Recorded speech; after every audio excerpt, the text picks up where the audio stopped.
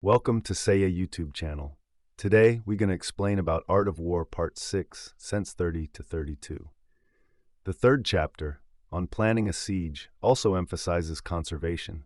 The general aim is to gain victory while keeping as much intact as possible, both socially and materially, rather than destroying whoever and whatever stands in the way. In this sense, Master Sun affirms that it is best to win without fighting. Several tactical recommendations follow in pursuit of this general conservative principle. First of all, since it is desirable to win without battle, Sun Tzu says that it is best to overcome opponents at the outset by foiling their plans. Failing that, he recommends isolating opponents and rendering them helpless. Here again, it would seem that time is of the essence, but the point is made that speed does not mean haste, and thorough preparation is necessary.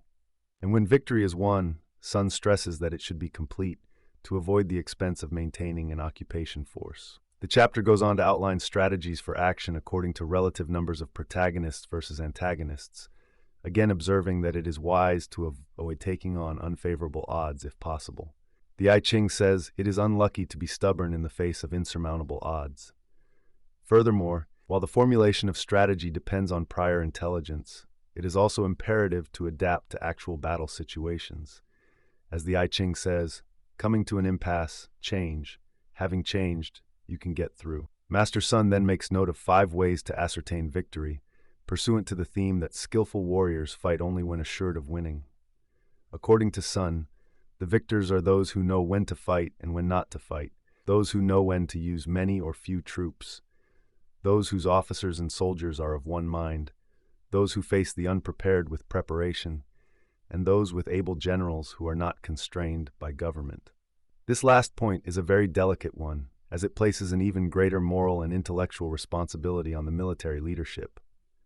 While war is never to be initiated by the military itself, as later explained, but by the command of the civilian government, Sun Tzu says an absentee civilian leadership that interferes ignorantly with field command takes away victory by deranging the military. The fourth chapter of The Art of War is on formation, one of the most important issues of strategy and combat. In a characteristically Taoist posture, Sun Tzu here asserts that the keys to victory are adaptability and inscrutability. As the commentator Du Mu explains, the inner condition of the formless is inscrutable, whereas that of those who have adopted a specific form is obvious. The inscrutable win, the obvious lose. Inscrutability in this context is not purely passive, does not simply mean being withdrawn or concealed from others. More important, it means perception of what is invisible to others and response to possibilities not yet discerned by those who look only at the obvious. By seeing opportunities before they are visible to others and being quick to act, the uncanny warrior can take situations by the throat before matters get out of hand. Following this line of thought, Sun Tzu re-emphasizes the pursuit of certain victory by knowing when to act and when not to act. Make yourself invincible, he says, and take on opponents only when they are vulnerable. Good warriors take their stand on ground where they cannot lose and do not overlook conditions that make an opponent prone to defeat. Reviewing these conditions, Sun rephrases some of his guidelines for assessment of organizations, such as discipline and ethics versus rapacity and corruption.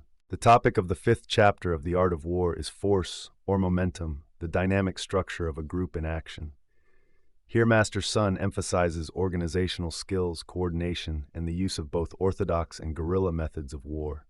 He stresses change and surprise, employing endless variations of tactics, using opponents' psychological conditions to maneuver them into vulnerable positions. The essence of Sun Tzu's teaching on force is unity and coherence in an organization, using the force of momentum rather than relying on individual qualities and talents.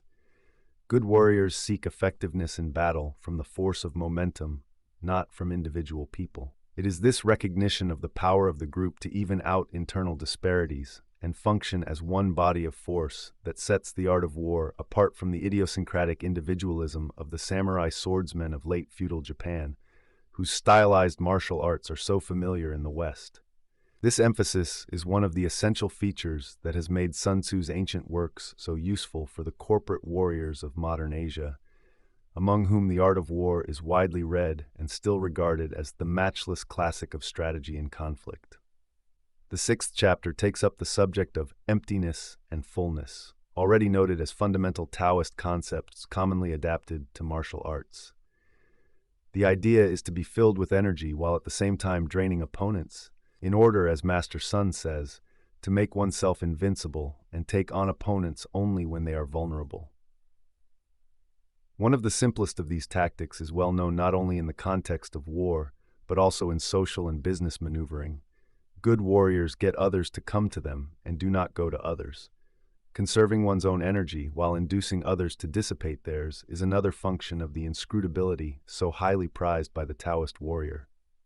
The consummation of forming an army is to arrive at formlessness, says Master Sun, for then no one can formulate a strategy against you.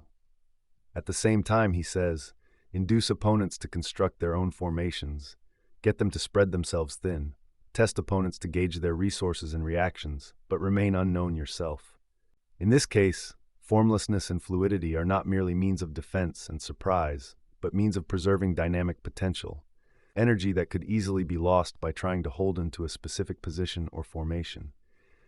Master Sun likens a successful force to water, which has no constant form but, as the Tao Te Ching notes, prevails over everything in spite of its apparent weakness. Sun says, a military force has no constant formation, water has no constant shape. The ability to gain victory by changing and adapting according to the opponent is called genius. The seventh chapter of The Art of War, on armed struggle, dealing with concrete field organization and combat maneuvers, recapitulates several of Sun Tzu's main themes. Beginning with the need for information and preparation, Sun says, act after having made assessments. The one who first knows the measures of far and near wins. This is the rule of armed struggle. The I Ching says, be prepared and you will be lucky. Again, expounding his characteristic minimalist, essentialist tactical philosophy, Sun Tzu goes on to say, take away the energy of opposing armies, take away the heart of their generals. Echoing his teachings on emptiness and fullness, he also says, avoid keen energy, strike the slumping and receding.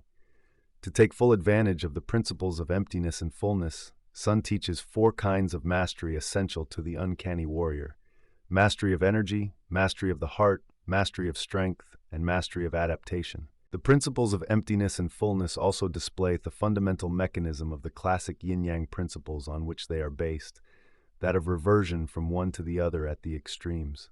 Master Sun says, do not stop an army on its way home. A surrounded army must be given a way out. Do not press a desperate enemy. The I Ching says, the sovereign uses 3 chasers, letting the game ahead escape, and if you are too adamant, action is unlucky, even if you are right.